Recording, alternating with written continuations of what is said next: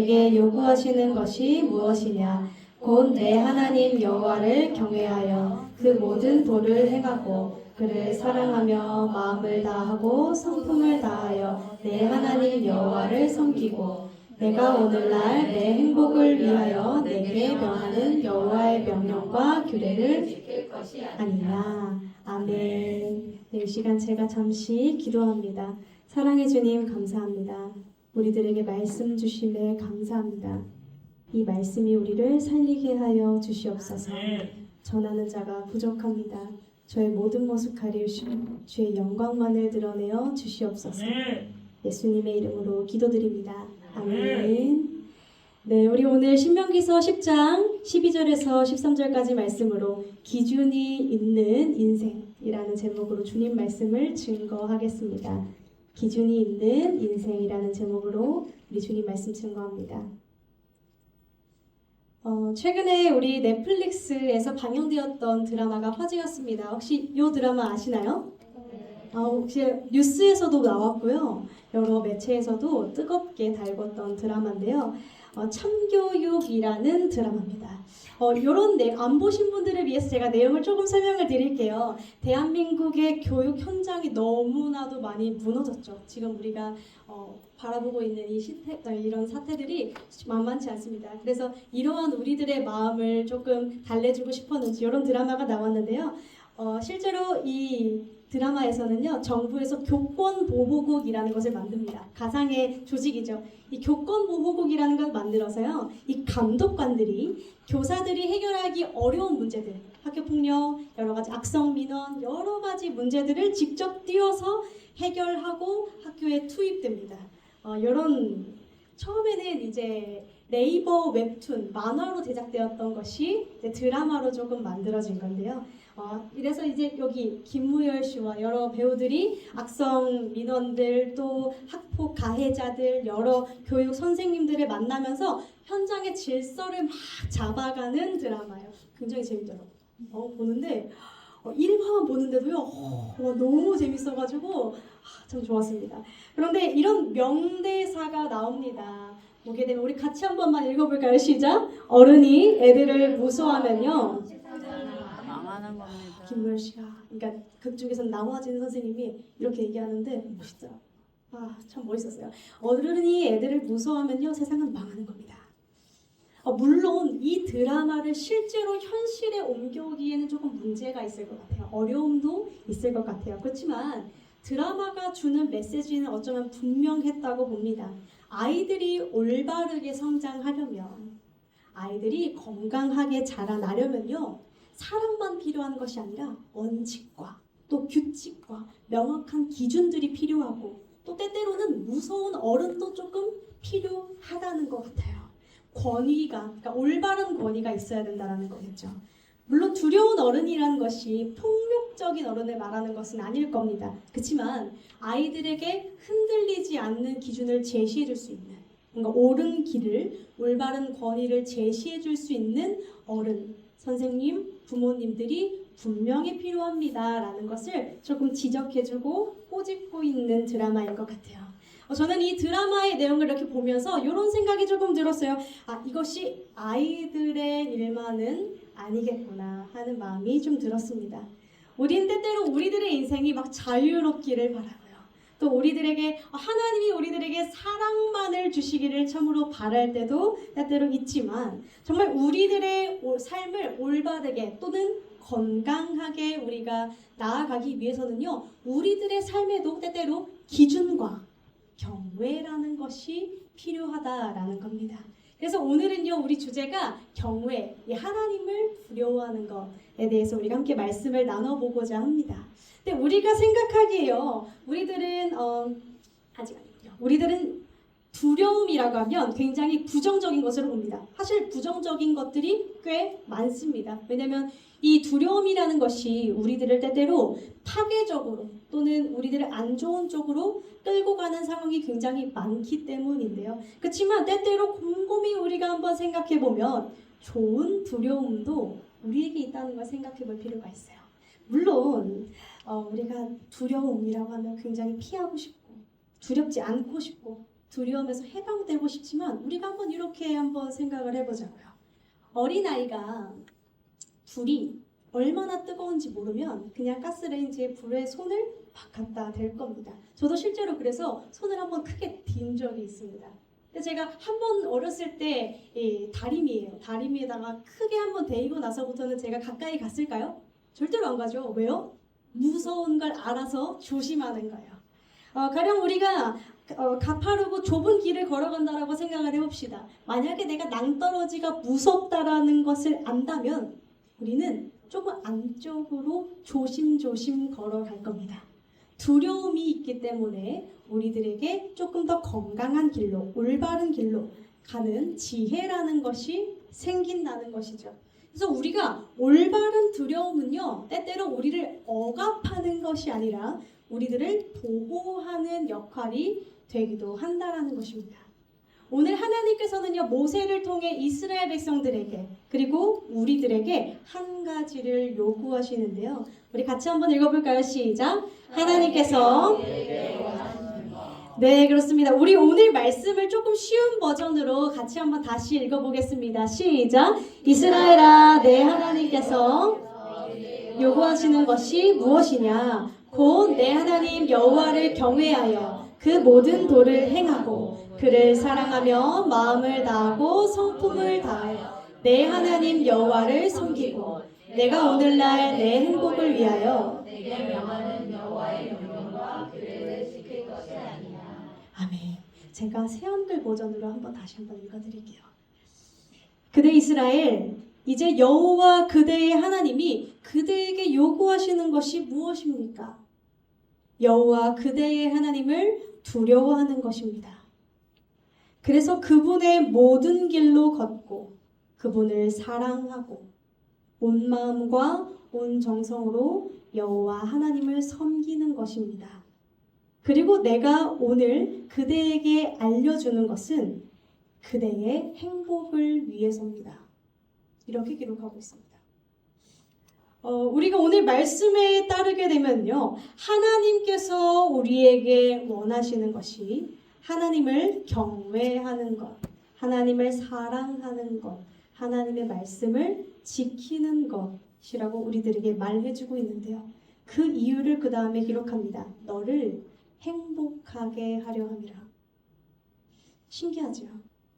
우리들은 행복하려고 막 애쓰고 행복이라는 그 두 글자를 향해서 쫓아가는 삶을 찾아가고 있는데 오히려 하나님께서는 이렇게 말씀하신다는 거예요. 하나님을 경외하고 그 말씀에 청종하고 말씀을 지켜 행하고 또 그분을 사랑할 때 자연스레 행복은 보상감처럼 따라오는 거야 라고 말씀하신다는 것이죠. 우리가 그래서 경외라는 단어를 한번 생각해 볼 필요가 있는 것 같아요. 이 경외가 무엇일까? 우리 경외라는 것은요, 우리 네이버 사전에는요 이렇게 나와 있어요. 공경하면서 두려워함. 그러니까 우리가 경외라는 것이 두려움이기는 해요. 그래서 성경에는 실제로 여러분 놀라운 일이 있어요. 성경에는요 하나님께서 365번을 너희는 두려워하지 마 라고 말씀하시면서도 동시에 한 200번 넘게를 너희는 근데 하나님은 두려워해야 돼 라고 말씀을 하고 계세요. 그런데 여기서 경외라는 것은요 그냥 하나님이 귀신 보듯이 무서워가지고 덜덜덜덜 떨고 하나님이 나를 벌 줄까봐 덜덜덜덜 떨고 하나님이 나에게 심판할까봐 덜덜덜덜 떠는 게 아닙니다. 그런 무서움이 아니에요. 경외라는 것은요 사랑과 두려움이 함께 있는 마음입니다. 신기하죠? 사랑과 두려움이 어떻게 함께 있죠? 아니 두려우면 두려운 것이고 사랑하면 사랑하는 것이지 사랑하면서 두려움이 어떻게 함께 있겠습니까? 제가 여러분들을 위해서 예시를 좀 들어드리려고 해요. 제가 첫 조카가 태어났을 때였어요. 신우이가 조카를 처음 딱 낳고 나서 그 아이를 그래도 한 50일 정도는 못 봤어요. 외부인이 접촉을 하면 안 돼가지고 보통은 100일 정도 접촉을 안 하는데 저희 신우이는 조금 빨리 이렇게 아이를 저희에게 공개해줘가지고 좀 더 빨리 보게 됐어요. 아이가 한 50일 정도 됐을 때 그 아이를 딱 봤는데 너무 작은 거예요. 너무 작고요. 이 작은데 손톱도 다 있고요. 발톱도 다 있고요. 어머 얘가 작은데 옹기종기 있을 건 다 있어요. 콧구멍도 있더라고요. 너무너무 신기했어요. 제가 이렇게 멀리서 막 너무 이쁘다, 라일이 너무 이쁘다 이렇게 보고 있으니까 가족들이 저한테 얘기를 하는 거예요. 시댁 식구들이 안아봐. 근데 제가 심장이 벌렁벌렁거려서 막 손이 막 벌벌 떨려서 결국 그날 라일이를 조카를 못 안아봤어요. 근데 제가 이 조카를 무서워한 걸까요? 그렇지 않죠. 사랑하니까 이 아이, 작은 아이가 다칠까봐 무서워서 조심한 것이죠. 여러분 또 다른 예를 들어 드릴게요. 우리가 사랑하는 사람이 생기면요, 신기하게도 무서운 마음이 생깁니다. 사랑하는 사람이 진짜 사랑하는 사람이 생기면요, 그 사람의 표정, 그 사람의 말투, 그 사람의 말 한마디, 그 사람의 행동 하나를 주의 깊게 보고 어제랑 좀 다른 것 같은데 왜 저러지? 마음이 상했나? 내가 싫은가? 하면서 마음이 조마조마해지게 됩니다. 왜 그런가요? 그 사람이 실제로 나에게 위해를 가할까봐 두려워서인가요? 그렇지 않습니다. 사랑하기 때문에 멀어질까봐 두려운 겁니다. 사랑하기 때문에 이 사람을 잃을까봐 두려운 겁니다. 그렇죠. 여러분 우리가요, 사랑하면 그 사람을 잃을까 두렵기도 하고요, 사랑하면요 말 한마디에 심장이 쿵 떨어지기도 합니다. 경외라는 것은요, 성경의 경외라는 말은요, 우리가 하나님을 마냥 무서워하는 것이 아니라 그분을 사랑함으로, 그분을 공경함으로, 그분을 존경함으로써 두려워하는 것을 말합니다. 그러니까 정리하자면 하나님과 멀어지는 것이 두려운 겁니다. 그분의 선하심과 그분의 인자하심과 그분의 사랑에서 멀어지기가 두려운 겁니다. 여러분 저는 제가 조금 전 표현했지만 저는 결혼을 했습니다. 2년 전에 결혼을 했는데 많은 분들이 제가 딱 결혼을 한다 했을 때 제가 친구들 중에 제일 먼저 갔거든요. 다 물어봤어요. 아쉽지 않아? 좀 더 즐겨야 되지 않을까? 좀 더 놀아야 되지 않을까? 좀 더 자유롭게 살아야 되지 않을까? 했는데 사실 저는 그렇게 아쉽다는 마음은 잘 안 들었어요. 못 모르고 제가 생각을 했을 수도 있는 것 같아요. 근데 결혼을 하고 보니까 생각보다 많은 것을 포기해야 하긴 하더군요. 그러니까 결혼하기 전에는 포기하지 않아도 될 것들을 결혼하고 나니까 이 사람을 챙겨서 가야 하니까 포기할 것들이 생기더라고요. 그렇지만 제가 이것을 두고 이것을 괴롭다고 표현하진 않습니다. 마땅히 이 사람을 사랑하니까 이 사람이 싫어할 만한 행동을 하지 않게 되는 것이고, 이 사람이 좀 거슬려 하는 행동들은 굳이 제가 가지 않는 것이고 하지 않는 것이겠죠. 우리가 하나님을 사랑한다는 건요, 사실 하나님 나를 사랑하니까 내가 아무렇게나 살게 막 두십시오가 아닙니다. 하나님 당신을 사랑하기 때문에 내가 하나님이 싫다는 건 조금 내려놓기도 해보겠습니다. 하나님 당신이 원하신다면 그 길을 가보기도 해보겠습니다. 그분이 나에게 베푸신 은혜가 놀랍기 때문입니다. 이것이 경외의 상태라는 것이죠. 놀라운 것은요, 성경에서요 이렇게 표현합니다. 이것이 단순히 크리스천의 삶에만 속하지 않는다라고 말해요. 왜냐면요, 여기 귀여운 그림이 있지요. 잠언 말씀에 여호와를 경외하는 것이, 여호와를 이렇게 사랑하며 두려워하는 것이 모든 사람들에게 지혜의 근본이 된다라고 말하거든요. 참된 지혜의 근본이래요. 왜 그런가 곰곰이 생각해보면 너무나 당연한 이치입니다. 왜냐하면요, 우리가 곁에 있는 사람이 좋은 사람이면 나도 함께 좋은 사람이 되지요. 그건 당연한 거죠. 우리가 친구 따라 강남 간다고 곁에 있는 사람이 조금 좋지 않은 사람이라면 나도 어쩔 수 없이 물들게 됩니다. 그런데 우리가 하나님은요, 창조주세요. 심지어 하나님은 선하신 분이세요. 하나님은 전지하시고 전능하시고 놀라우신 분이세요. 그분 곁에 있을 때, 세상을 창조한 분 곁에 있을 땐 자연스럽게 지혜가 나올 수밖에 없는 겁니다. 그렇겠죠. 그 어떤 자기계발서보다 완벽한 하나님의 지혜를 우리가 닮아가게 된다는 거예요. 그렇기 때문에 이것은 모든 사람들에게 있어서 굉장히 필요한 영역일 것입니다. 성경에는 경외라는 말을 할 때 히브리어로 이렇게 말하기도 해요. 카바드라는 단어를 쓰기도 하는데 이것을 무겁게 여기다라는 말이에요. 무겁게 여기다. 가령 이런 것이죠. 여러분들이 혹시 캘린더에 스케줄을 작성하시나요? 작성하세요. 저는 핸드폰에다가 이 캘린더에 약속을 좀 표시를 하는 편입니다. 근데 우리가 한번 잘 생각해보면 이 캘린더에 약속을 채울 때도요, 좀 더 중요한 약속이 있고요, 덜 중요한 약속이 있죠, 사실. 그러니까 가령 이런 거예요. 저에게 있어서 제일 중요한 일주일의 스케줄은 예배입니다. 왜냐면 제가 예배를 오지 않으면 설교할 사람이 없습니다. 그러니까 저는 예배를 모든 삶의 1순위에 둘 수밖에 없어요. 그 어떤 것들을 하더라도 예배는 절대 뺄 수가 없습니다. 그래서 저에게 카바드입니다.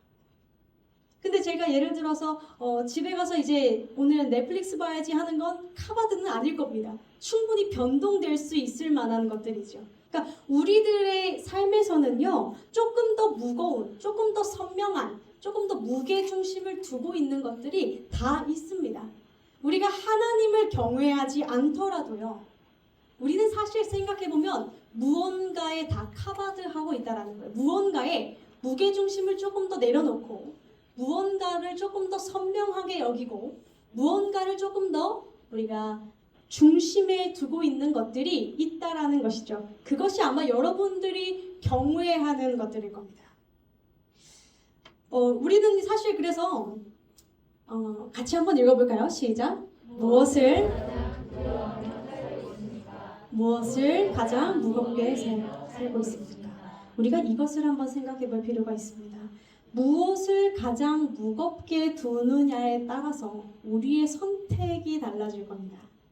가령 이런 거예요. 저에게 있어서 카바드가 예배라고 표현을 드렸죠. 저는 그래서 모든 여행 일정이 최대 2박 3일입니다. 최대. 정말 촘촘하게 짜냈을 때 뭐 주일 저녁부터 뭐 수요일 아침까지는 할 수 있다면서도 그조차도 저에게는 좀 부담입니다. 수요 예배 설교가 또 있기 때문이죠. 그래서 저는 무언가 무게 중심을 두고 있는 것이 있다면 당연히 그에 맞춰서 변동되는 것들이 있고 그에 맞춰서 달라지는 선택들이 있기 마련입니다. 우리가 하나님을 경외한다라는 것은요, 하나님에게 무게중심을 두고 때때로 나의 삶의 선택들을 그분이 원하는 것에 맞추어서 달라지게 된다라는 의미입니다. 여러분, 그런데 우리가 실제로 그래서 사실 무언가를 다 경외하고 있다고 좀 말씀을 드렸습니다. 우리는 우리들의 일상에서 특별히 더 진한 것들이 있어요. 더 선명하고 무게감이 있는 것들이 있죠. 이 경외하는 것들이요. 아마 곰곰이 생각해보면 이 경외하는 것들이 여러분들의 삶의 모든 행동과 그 선택들의 기준이 되셨을 겁니다. 만약 내가 돈을 카바드한다면, 내가 돈을 경외한다면 모든 선택이 돈으로 이루어질 겁니다. 돈 많은 배우자, 돈 많은 직장, 돈 많이 주는 직장, 어떻게 하면 돈을 아낄 수 있을까, 이런 것들을 돈을 중심으로 굴러갈 겁니다. 내가 만약에 어떤 사람을 카바드한다면 그 사람을 기준으로 나의 모든 인생의 스케줄과 시간과 돈과 모든 것들이 이루어질 겁니다. 내가 만약에 사람의 시선을 카바드하는 사람이라면 눈치를 보느라 막 나의 삶이 이리저리 휘둘리고 치우치게 될 겁니다. 우리가 무언가를 가장 무겁게 두는가, 이것은 생각보다 나의 삶을 굉장히 많이 뒤흔들어 놓는다라는 이야기예요. 성경은 우리들에게 분명히 말합니다. 여호와를 경외하는 것이 근본이고 여호와를 경외하는 것이 너가 정말로 행복할 수 있는 길이야 라고 우리를 지으신 그분이 말씀하십니다. 여러분, 제가 차를 운전하는데 차가 망가지면 어디로 가야 하나요, 보통? 정비소에 가죠. 차를 제일 잘하는 사람은 사실 그 차를 만든 사람일 겁니다. 그리고 이 패드를 제일 잘하는 사람은 이 패드를 만든 사람일 겁니다. 사실 그래서 우리가 너무나 당연한 일이에요. 우리의 인생을 제일 잘하시는 분은 우리를 만드신 분입니다. 우리는 그분의 경외하는 것이 가장 지혜로운 선택일 수밖에 없다는 거예요. 우리들 교회 김양재 목사님, 제가 굉장히 좋아하는 목사님인데 그 목사님이 이런 말씀을 하셨어요. 저의 마음 가운데 굉장히 예전에 들은 말씀인데 깊게 울림이 남았습니다. 많은 사람들이 행복을 쫓는데 행복을 쫓지 말고 거룩을 쫓아라. 행복이 아니라 거룩을 쫓을 때 행복은 따라온다. 신기하죠? 하나님 하나님을 가장 소중히 여기고 하나님을 그분을 경외하며 살아가면 그분께서 우리들에게 행복을 주신다는 거예요. 제가 이것을 조금 더 설명을 해보겠습니다. 같이 읽어볼까요? 시작. 가장 높은 일을 두려워. 이 원리는 이겁니다. 가장 높은 일을 두려워하면 저희 남편이 들려준 예화예요. 저희 남편이 이런 예화를 들려줘. 저희 남편은 군대를 갔다 왔기 때문에 군대를 딱 가보면 평소에는 소대장도 무섭고 중대장도 무섭고 다 무섭대요. 근데 어느 날인가 사단장이 방문을 한 날이면 소대장도 중대장도 무섭지가 않다고 합니다. 그런 이야기를 해준 적이 있어요. 여러분들은 여기서 군대 안 다녀오신 분들이 더 많으시죠? 제가 그래서 다른 예화를 준비했어요.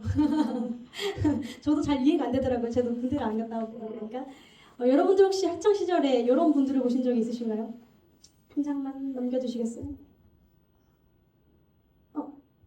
한 장만 넘겨주시겠어요?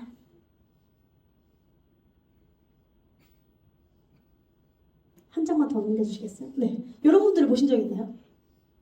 학창 시절에?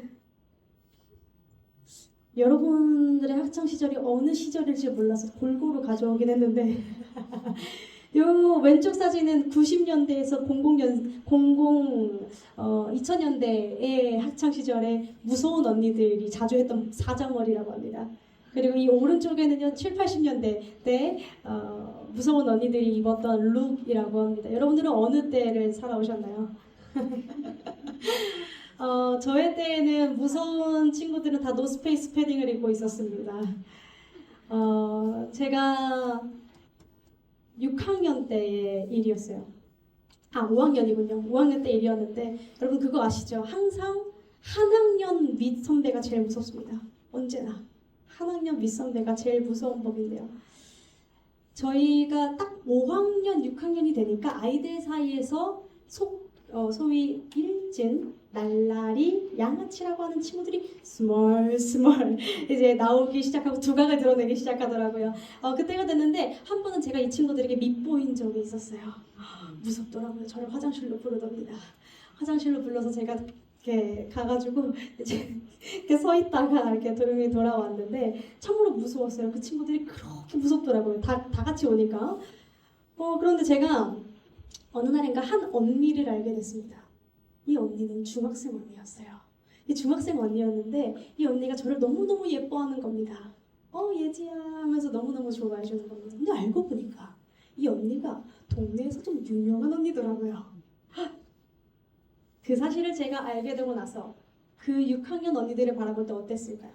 아무것도 아닌 사람처럼 여겨지기 시작했습니다. 무섭지 않더군요. 나는 중학생 언니를 뒤에 업고 있는 사람인데 그 누구도 무섭지 않더라고요.